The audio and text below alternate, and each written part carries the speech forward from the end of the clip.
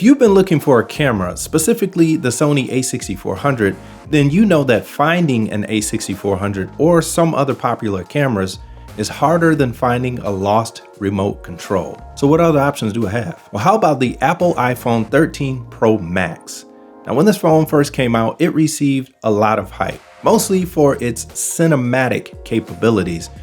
But we're not going to talk about cinematics today. That's for another video. What we want to do is see how the Apple iPhone 13 Pro Max compares to the A6400. Is it just as good or even better, or is it way worse? Now, when it comes to camera comparisons, what a lot of people like to do is take the specs of each camera and compare them against each other and determine a winner based on the specs. Well, I don't want to do that. I want to use an actual real world scenario to see how you would actually use these devices and see how they compare that way. But for those who do like specs, we can go ahead and compare the specs. But we're only going to be doing the video in this particular video.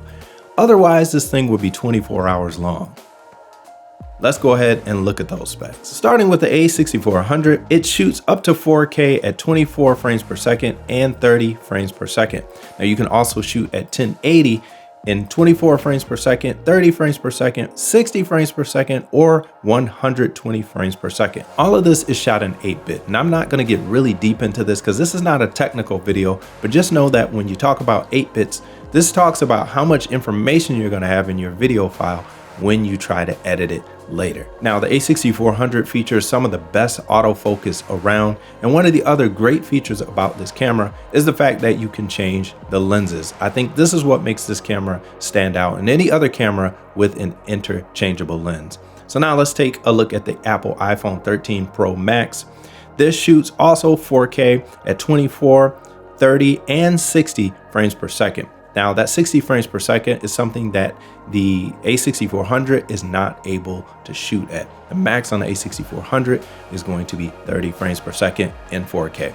So moving on to 1080 on the iPhone 13 Pro Max, it shoots at 30 frames per second, 60 frames per second, 120 frames per second, and 240 frames per second. Now, this is all in 10-bit HDR. So again, we're not going to get deep into that, but that just basically means there should be more information that is in the video file.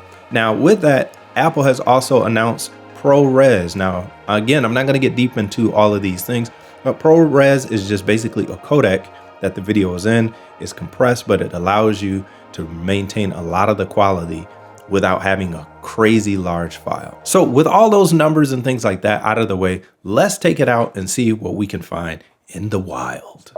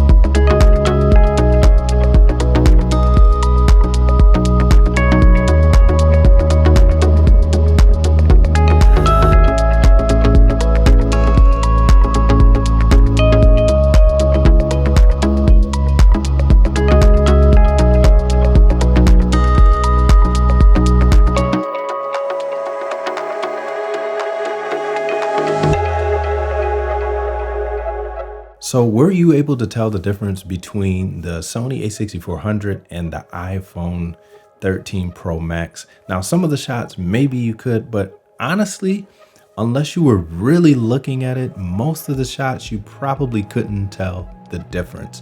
Now, I will tell you which one is which in just a second, but this just goes to show you how good technology has gotten over the years to where a cell phone is comparable to a camera that is a full-time camera. And by full-time camera, I mean that's all it does is pictures and video. It doesn't do anything else. Whereas a phone can make phone calls, you can take notes on it, you can do voice recordings, you can do all sorts of things on a cell phone, but with the camera, it's just a camera.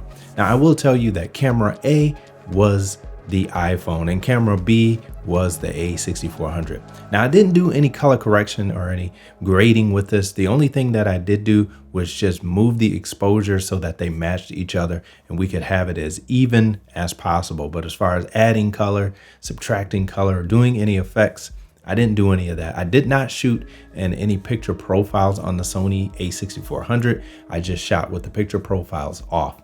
And with the iPhone, the only thing I did on the iPhone was just to shoot in ProRes. And again, I didn't adjust any of the other color settings in post or anything like that. I will say that the footage from the iPhone did hold up pretty well inside of my editor. I did play around with the colors, although I didn't put those in the final video. I did play around with it and it holds up pretty good. Now, on my next video, I'm going to get a little bit more in depth into the color and that sort of thing with the iPhone, and we can discuss some of the limitations and some of the pros to using ProRes and things like that. But what I will say is the A6400 is still a great camera if you can find one with its great autofocus. I think another great thing about the A6400 is you have lens selections. Now, there's a bunch of different lenses you can use. You can use adapted lenses, you can use full frame lenses, APS-C lenses like the Sigma that I'm using here. There's all types of filters, there's all types of accessories for the camera as well. And that's why the A6400 is great. It does really well when you pair it with a monitor where you can record externally in 422. So that is another thing that the A6400 has going for it.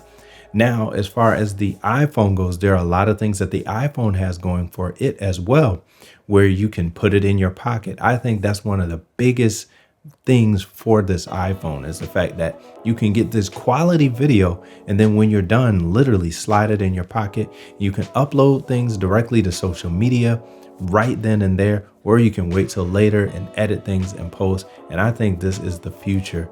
Now, some of the drawbacks on both of these, starting with the A6400, I'll say the drawback with the A6400 is that it is not as portable as the iPhone. It is a small camera, but it will not fit in your pocket. Now, I know this is something that you can't really compare because they're two different things, but for the sake of comparison, I'm just saying, if you compare the two, one of the downsides for the A6400 is the fact that you can't put it in your pocket. Another one of the downsides for the A6400 is that it's not directly connected to the internet. I know, again, this is one of the things that is exclusive to a phone, but features like that are going to be the future. Things that can instantly connect to the internet and send data, whether it be photos and video, directly to whoever you want to send it to.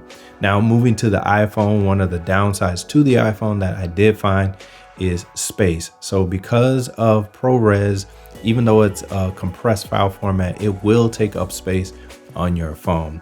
And if you don't have at least a 256, 512, or 1 terabyte version, you cannot get ProRes in 128. You have to have the 256 gig version. That's the very least that you can get. One of the other downsides to the iPhone is the length of time that it takes to transfer your ProRes video files from your phone to your computer. Now, Apple is still using the Lightning to USB-C adapter here. It works well, but it does take a while. The other thing is you cannot use your iCloud to download ProRes. You're only going to get the 4K version of the file in the iCloud. So that's a downside too. And I understand if with iCloud, it's going to take a lot more storage to store those things. So that's why they don't allow you to do that. But Does that mean that this is not that the phone is not worth getting in 2022? Absolutely not. If you want to vlog on this phone, which I'm going to do a vlog test with it, it has great stabilization. It has great image quality, as you can see. And I mentioned the interchangeable lenses on the A6400. Well, this iPhone does have 3 different lenses, and we're going to go over that in the next video on part 2. Now, let me know your thoughts down in the comments below and tell me if you were able to tell which one was A, which one was B, what you did like and what you didn't like. But until next time, I'll holla at y'all later. I'm out. Peace.